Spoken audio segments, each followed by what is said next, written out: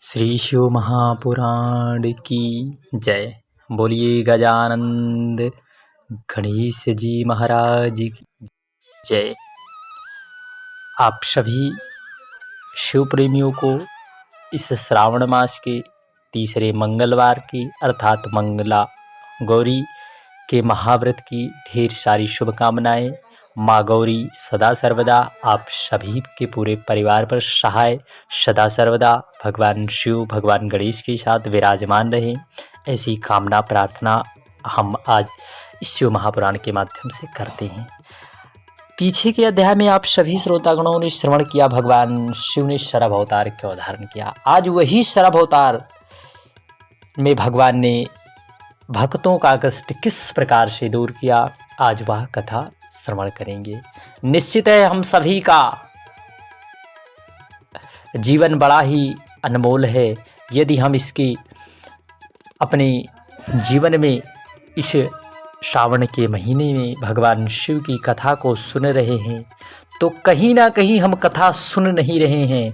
यह कथा हमें भगवान देव देवेश्वर महादेव ने चुना है, तभी हमने यह कथा सुनी है, वरना हम सब की सामर्थ्यता नहीं है कि इस कथा को श्रवण कर लिया जाए। आइए बड़े प्रसन्न चित्त भाव से इस कथा को संपूर्ण सुनकर अपने जीवन को कृतार्थ करें और भगवान शिव के चरणों में सदा सर्वदा निवास पाने की कामना करें। बोलिए कैलाशपति की जय। सनत कुमार जी बोले, हे महाप्राज्ञानंदीश्वर, उसके पश्चात क्या हुआ, कृपा करके आप मुझे वह सुनाइए। नंदीश्वर बोले, जब वीरभद्र जी ने ऐसा कहा तब नरसिंह जी अत्यंत क्रुद्ध हो उन पर झपट पड़े। फिर वो आकाश में व्याप्त शिव जी का कठिन तेज प्रकट हो गया और वीरभद्र जी क्षण भर के लिए अदृश्य हो गए। तत्पश्चात देवताओं के देखते देखते फिर संहार रूप से प्रकट हुए। सबने जय जय जय का मंगलाचरण किया। हजारों भुजाएं धारण किए, जटा रखे, प्रलय करने में मानो तत्पर हैं, अर्थात तुरंत ही प्रलय कर दें।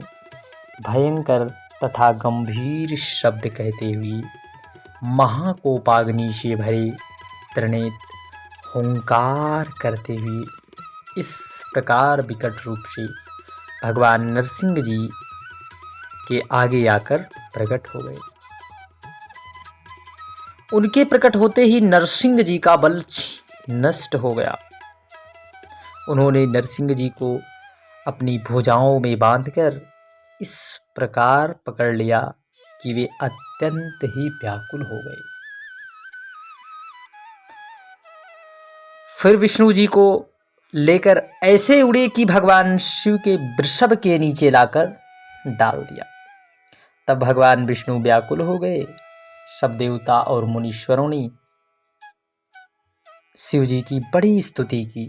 शिव जी से गृहीत तथा परवश विष्णु का शरीर दीन हो गया।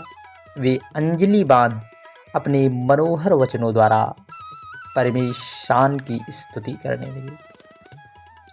800 नामों से उन्होंने भगवान शिव की बड़ी स्तुति की, विभिन्न स्रोतों से भगवान शिव की स्तुति की। फिर उसके बाद नरसिंह जी शिव जी से पराजित हो अशक्त हो गए। वीरभद्र ने उनके संपूर्ण अवयवों को अपने में लय कर दिया।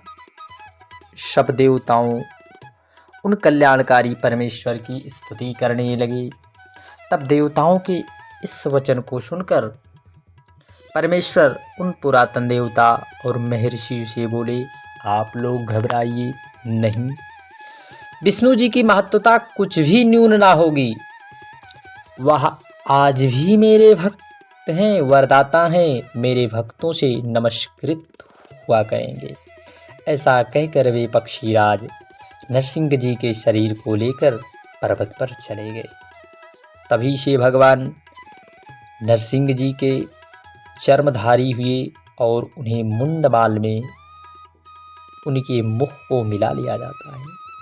फिर तो देवता आतंक रहित हो जहाँ से आए थे वहीं को वे प्रस्थान कर गए। जो भी पुरुष इस वेदरश्य पूर्ण आख्यान को पढ़ता या सुनता है, उसके सब मनोरथ पूर्ण होते हैं तथा वह आख्यान धन, यश, आयु, आरोग्य और पुष्टि देने वाला है। सब विघ्नों को शांत करने वाला तथा सब व्याधियों का नाश करने वाला, पिनाकधारी का वह सर्भा का रूप उनके भक्तों और चरों में प्रकाश करने से नवधा भक्ति देने वाला तथा अंतःकरण में बुद्धि देने वाला, यह प्रसंग शिव भक्तों को अवश्य पढ़ना चाहिए, सुनना चाहिए। इसे उत्सवों में तथा चतुर्दशी और अष्टमी के दिन प्रतिष्ठा काल में पढ़ना चाहिए और भी बहुत से महत्व हैं। तब नंदीश्वर बोले, हे ब्रह्मा जी के पुत्र, अब शशि शेखर के उस चरित्र को सुनिए जो उन्होंने इस विश्वानर के घर अवतार लिया था। पूर्व समय की बात है। नर्मदा नदी के तट पर नर्मपुर नाम का एक रमणीय नगर था, जिसमें शिवभक्त विश्वानर नाम के एक मुनि रहा करते थे। वह संपूर्ण वेदों, शास्त्रों और वेदता, शिव जी के चरणों में निपुण, लोकाचार में चतुर थे। तत्पश्चात एक सुचिमती नाम ब्रह्मा की कन्या से उसका विवाह हुआ। एक समय उनकी पतिव्रता स्त्री ने उनकी बड़ी सेवा की। तब उन्होंने उन्हें प्रसन्न होकर वर देना चाहा। पत्नी ने कहा, यदि आप प्रसन्न हैं तो मुझे महादेव के समान पुत्र हो। तब उसके ऐसा वचन सुनकर वह व्रती ब्राह्मण समाधि में स्थित हो इस पर विचार करने लगे कि स्त्री ने कितना दुर्लभ वर मांगा है। परंतु जो कुछ हो, भगवान शंभु की इच्छा के बिना कुछ भी नहीं होता, ऐसा शास्त्रों का मत है। यदि उनकी कृपा से इसके मुख से ऐसा शब्द निकला है तो इसको कौन अन्यथा कर सकता है। ऐसा विचार कर उस एक पत्नी व्रत में स्थित ब्राह्मण ने अपनी पत्नी से कहा, विश्व के ईश्वर भगवान शिव हैं, मैं वहाँ तप करने जाता हूँ। तुम किसी बात की चिंता तनिक भी ना करना देवी। ऐसा कहकर वह काशी में जा मणिकर्णिका घाट पर उनके दर्शन कर अपने सैकड़ों जन्मों के पाप दूर किए तथा वहाँ के विश्वेश्वरादि शिवलिंगों का दर्शन कर, सब कुआं, बावड़ी और तालाबों में स्नान कर, संपूर्ण तीर्थ स्थानों में पिंडदान किया। फिर सहस्त्रों प्रकार के भोजनादि से वहाँ के ब्राह्मणों एवं मुनियों को तृप्त कर सब लिंगों का पूज्य योग्य यथोचित उपचार कर पूजन किया और बार बार यह विचारता रहा कि क्या इन लिंगों द्वारा पुत्र की कामना निश्चलता को प्राप्त होगी।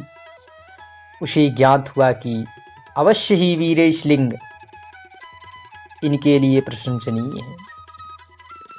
उसने वर्षों तक लिंग की विधि पूर्वक पूजा की। कितने ही प्रकार के अनुष्ठान किए। 1 वर्ष तक निराहार और 1 वर्ष तक केवल जल पीकर तप किया। तीनों समय भक्ति से उस उत्तम वीरेश लिंग का बड़े विधि विधान से पूजन किया। 13वें महीने में जब एक दिन वह प्रातःकाल त्रिपथगा गंगा के जल में स्नान कर लिंग का पूजन करने के लिए गए तो उसी समय उस तपोधन लिंग के मध्य भाग में स्थित हुए 8 वर्ष के एक सुंदर बालक को देखा। वह बहुत ही सुंदर, पीली जटा, मुकुट लगाए, नम्र तथा हंसता हुआ उनकी ओर देख रहा था। तब उस बालक को प्राप्त कर मुनि के हर्ष का अंत ना रहा। उन्होंने रोमांचित हो हृदय से उसे बार बार नमस्कार किया। भक्तों, 8 पद्मों से युक्त उस परमानंद शंभु की स्तुति कर उन्हें संतुष्ट किया। तब इस प्रकार जब उस ब्राह्मण ने अपने हाथ बांध पृथ्वी पर गिरकर उन्हें दंडवत प्रणाम किया तो सब वृद्धों में वृद्ध उस बालक ने अत्यंत प्रसन्न हो विश्वानर से कहा, हे ब्राह्मण, मैं तुमसे अति प्रसन्न हूँ, वर मांगो। इस पर विश्वानर ने कहा, हे प्रभु, आपसे कुछ भी अज्ञात नहीं है, आप सर्वज्ञाता हैं, आप ही दीनों के दीनानाथ हैं। आपसे क्या कहूँ, आप जान रहे हैं क्या भक्त की परीक्षा तो नहीं ले रहे। मुझे मांगने को ऐसे दीन वचन क्या कहते हो प्रभु, जब आपने सब कुछ ही दिया है। हे महेशान, आपकी जैसी इच्छा हो वैसे ही कीजिए। तब विश्वानर की वानर ऐसे वचन सुनकर बालक रूप उस पवित्र देवता ने कहा, हे पवित्र विश्वानर, तुम्हारे जो शुचिस्मति में पुत्र होने का विचार किया है वह शीघ्र अति शीघ्र पूरा होगा। मैं स्वयं ही तुम्हारे स्त्री में पुत्र रूप से प्रकट होऊंगा और वहाँ मेरा नाम गृहपति होगा। बोलिए गृहपति अवतार की जय, बोलिए गृहपति भगवान की जय। यह आपका कहा हुआ अभिलाषा पाष्टक स्रोत जो शिव जी के समीप में पाठ करेगा उसे 1 वर्ष में सिद्धिदायक होंगे। यह वंध्या को पुत्र देने वाला अभिलाषाष्टक स्रोत है, परंतु इसे हर एक को नहीं देना चाहिए और बहुत प्रश्न से छिपा कर रखना चाहिए। इसे स्त्री हो या पुरुष कोई भी यदि नियम से शिवलिंग के समीप 1 वर्ष जपेगा तब निश्चित है उसकी पुत्र मनोकामना अवश्य पूर्ण होगी। ऐसा कहकर वह बालक रूप शिव जी अंतर ध्यान हो गए। इसे विश्वानर ब्राह्मण भी प्रसन्न हो अपने घर चला आया। बोलिए प्रभु महादेव की